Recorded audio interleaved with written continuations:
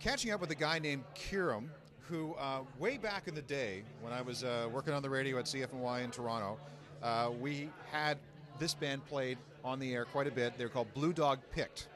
And this is an original record from... That's from 95. 95. Yeah, it was kind of an interesting band. We sort of were doing what Marilyn Manson ended up doing beforehand, and before Pablo Honey came out, we were sort of sounding like that. But it was a strange time in Toronto. There was no real Bare Naked Ladies yet or Alanis Morissette yet, so there was this really sort of nascent alternative scene that was starting to happen. Where everybody was experimenting with everything. Exactly, exactly. So Blue Dog Pick was around for a while. Yeah, we were around till about 96. And then you disappeared. Where did you go? I moved to Los Angeles for the strangest reasons, not to do anything in the arts, but I ended up there and made a living doing what I had done in Toronto, which was working as an actor and as a musician and licensing stuff, and now I've been out there for about 15 years. But I come back and forth because LA summers are too hot. Now Toronto summers are too hot. What's going on? I don't get it. So this album, this one here. Yeah. Now that's a couple of years old? This is Box. This was my so-called solo debut record. And the interesting thing about it was we were actually recording a full-length band epic album. And I thought, you know what, this is going to take a little longer than we thought. So we should probably just record some of the quiet acoustic stuff that won't make it. And we put that out.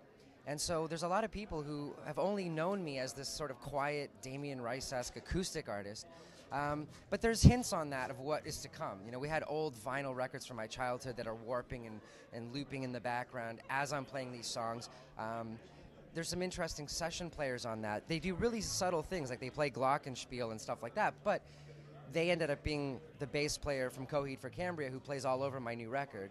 The trumpetist Stuart Cole plays with Beck and the Decemberists. And I started looking at the list, and we have like 20 musicians from all over North America playing on this record. So it's been a really interesting thing to actually discover what our sound is and say, oh, this is the kind of band we are.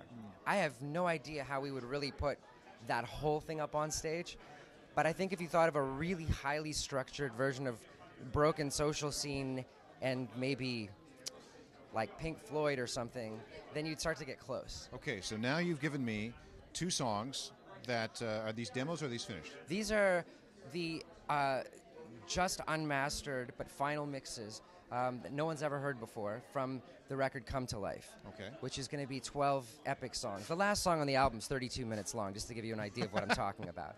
But these aren't 32 minutes long. So the album's going to be called? Come to Life. And when's it out? It's going to be out this fall.